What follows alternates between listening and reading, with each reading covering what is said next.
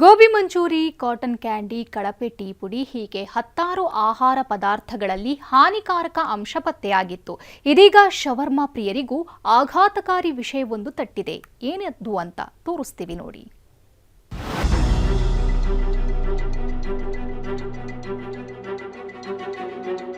Shawarma ಪ್ರಿಯರೇ, ಎಚ್ಚರ ಎಚ್ಚರ!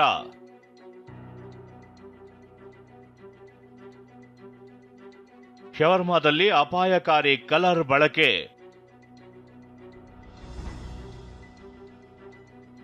ಶವರ್ಮಾದಲ್ಲಿ ಬಳಸೋ ಕಲರ್ನಿಂದ ಕ್ಯಾನ್ಸರ್.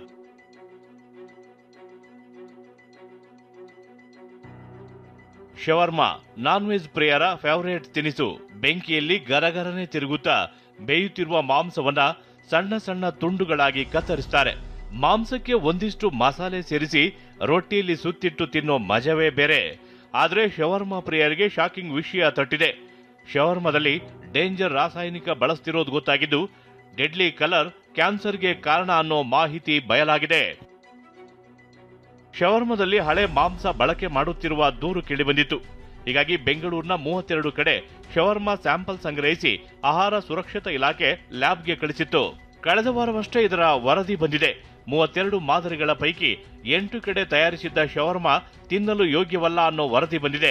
ಇನ್ನು 19 ಕಬಾಬ್ ಸ್ಯಾಂಪಲ್ ಅನ್ನ ಸಂಗ್ರಹಿಸಿದ್ದು, ಆ ಪೈಕಿ 16 ಸ್ಯಾಂಪಲ್ಸ್ ವರದಿ ಬಂದಿದೆ.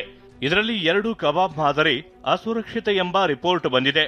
ಶವರ್ಮಾ ಜೊತೆಗೆ ಕಬಾಬ್ನಲ್ಲಿ ಕೃತಕ ಕಲರ್ ಬಳಸಿರೋದು ಗೊತ್ತಾಗಿದೆ. ಕಲರ್ನಲ್ಲಿ ಕಾರ್ಸಿನೋಜಿಕ್ ಅಂಶ ಇದ್ದು, ಇದರಿಂದ ಕ್ಯಾನ್ಸರ್ ಸಂಭವಿಸುವ ಆತಂಕ ಇದೆ. ಈ ಕೃತಕ ಕಲರ್ನಿಂದ ಕ್ಯಾನ್ಸರ್ ಮಾತ್ರವಲ್ಲ, ಹೃದಯ ಸಮಸ್ಯೆ, ಜೆನೆಟಿಕಲ್ ಸಮಸ್ಯೆ, ಅತಿಯಾದ ಬೊಜ್ಜಿಗೆ ಕಾರಣವಾಗುತ್ತೆ. ಅನೇಕ ಆರೋಗ್ಯ ಸಮಸ್ಯೆಗಳು ಎದುರಾಗುವ ಸಂಭವ ಇದೆ.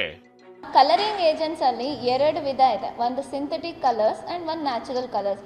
ನಮ್ಮ FDA ಏನಿದೆ ಅದು ಒಂದು ಪ್ರಮಾಣ ಅಳತೆನ ಕೊಟ್ಟಿರುತ್ತೆ, ಸ್ಟ್ಯಾಂಡರ್ಡೈಸ್ಡ್ ಪ್ರಮಾಣದಲ್ಲಿ ಯೂಸ್ ಮಾಡಬೇಕು ಅಂತ. ಆ ಪ್ರಮಾಣದಲ್ಲಿ ಯಾವುದೇ ಡೈ ಆದ್ರೂ ಯೂಸ್ ಮಾಡಿದಾಗ ಯಾವುದೇ ರೀತಿ ಹಾನಿಕಾರಕ ಇಲ್ಲ. ಬಟ್ ನಾವು ಏನು ಮಾಡ್ತಾ ಇದ್ದೀವಿ ಅಂದರೆ, ನಮ್ಮ ಮಕ್ಕಳಿಗಾಗಲಿ ನಾವಾಗಲಿ ಇದೆಲ್ಲ ದಿನನಿತ್ಯ ಸೇವನೆ ಮಾಡಿದಾಗ ಖಂಡಿತ ಇದು ಟಾಕ್ಸಿಕ್ ಇದ್ದೇ ಇರುತ್ತೆ. ಕಾಟನ್ ಕ್ಯಾಂಡಿಯಿಂದ ಶುರುವಾದ ಡೆಡ್ಲಿ ಕಲರ್ ಪತ್ತೆಯ ಕಾರ್ಯ ಮುಂದುವರೆದಿದೆ. ಇದೀಗ ಶವರ್ಮಾ ಜೊತೆಗೆ ಮತ್ತೆ ಕಬಾಬ್ನಲ್ಲೂ ಡೆಡ್ಲಿ ಕಲರ್ ಬಳಕೆ ಮಾಡ್ತಿರೋದು ಗೊತ್ತಾಗಿದೆ. ಬ್ಯಾನ್ ಆಗಿರುವ ಸನ್ಸೆಟ್ ಯೆಲ್ಲೋ ಹಾಗೂ ಕಾಮೋರ್ಷಿಯನ್ ರಾಸಾಯನಿಕ ಇನ್ನೂ ಕೂಡ ಬಳಕೆ ಆಗ್ತಿರೋದು ಆತಂಕ ಹುಟ್ಟಿಸಿದೆ. ಆಹಾರ ಇಲಾಖೆ ಅಧಿಕಾರಿಗಳು ಈ ಬಗ್ಗೆ ಇನ್ನಷ್ಟು ನಿಗಾ ವಹಿಸಬೇಕಿದೆ. ವಿನಯ್ ಕುಮಾರ್ ಕಾಶಪ್ಪನವರ್, TV9 ಬೆಂಗಳೂರು.